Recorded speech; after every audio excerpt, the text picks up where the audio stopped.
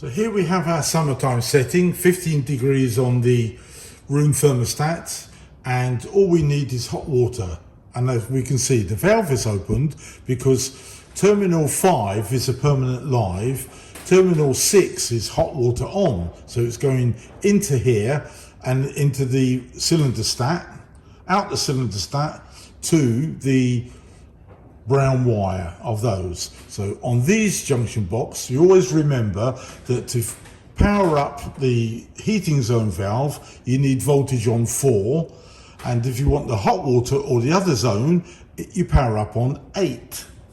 Very easy, never changes, absolutely brilliant. And as you can see here, we can see it's on there, and I want hot water. How? Because I've only got one clock.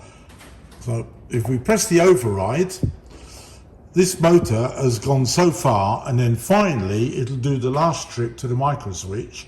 And because we're calling for hot water here, we're on 40 degrees, now the boiler fires up and it's going through the valve to recover.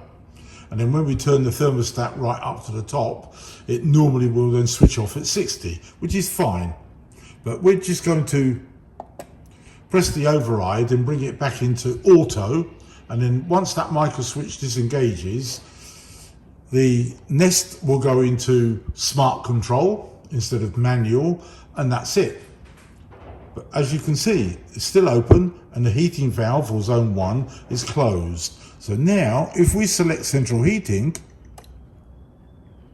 this valve will start to open, and once it gets to the end, you see, we can see it's gradually moving over, gradually getting there to the end. These are very good valves. And then once it goes up, you see the boiler fires up, so it's going down the heating and it's going down the hot water.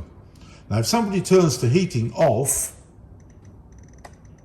so we go right back down to, let's say, our 20 degrees, the valve is closed, but the cylinder hasn't recovered in time. I'm still asking for it, but it's closed off.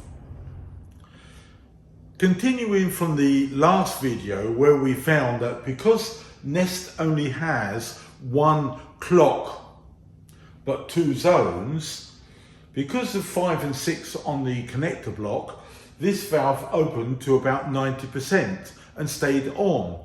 And obviously it's going to burn out in a few months' time, which is not acceptable. We need time and temperature, time and temperature. So now what I've done is I've removed number 5 on there, which is a permanent live, and the switched live to the hot water is number 6. Now all we need is a simple time clock. This is a Danfoss one, and if you go to Screwfix, it's around the £40 mark. Drayton make one, Honeywell make one. So always shop around, see who's got the best value. All we want is to switch the hot water on as and when we want it via the stat. The wiring diagram we're going to use, which is this one here, the Danfoss 2-channel as it were, it's in the orange book and it's page 30. So we're just going to go from the time switch into the stat, common, out of the stat, switch live to the brown wire. Just the same as every other zone is made. So all I've done is I've put the connector into here, switched live, my black lead is into earth, and I've set the timer. It's got lots of variations, once a day, twice a day, whatever. I've just put it in auto. So first of all we're going to do is, it's in there, we're going to select hot water on, just to pretend it. And this valve will now start moving across, as it should do, just by itself. And eventually, once it goes to the end, the boiler will fire independent of the central heating. So it will stay on up until this thermostat reaches 60 degrees.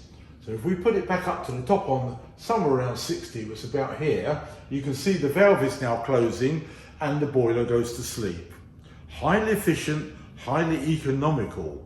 But now we've got a separate control for hot water and a separate super smart control on the heating side, which is the expensive build that we get in the winter. So I hope you've enjoyed this video. There's more drawings in the book, and Enjoy.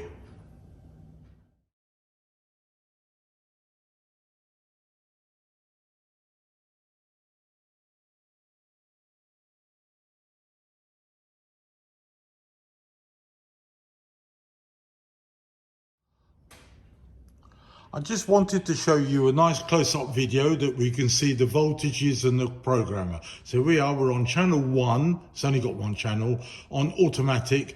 It's already reached 60 degrees and the central heating's on 9 and it's off. So we can soon see exactly where it is. Now we're going to demand hot water, and immediately the power comes on, 243.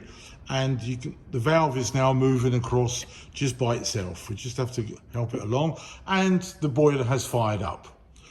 Once that reaches 60 degrees, so we'll put it up to here, the valve will now close, the boiler goes out, and that's the end.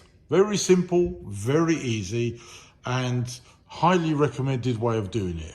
Just a simple, straightforward time clock, normal cylinder stat, and independent hot water, so we can have it on whenever we like to have the hot water working. So I hope you've enjoyed this part of the video, and all the information is in the orange book. Thanks for watching, subscribe to the channel, and take care.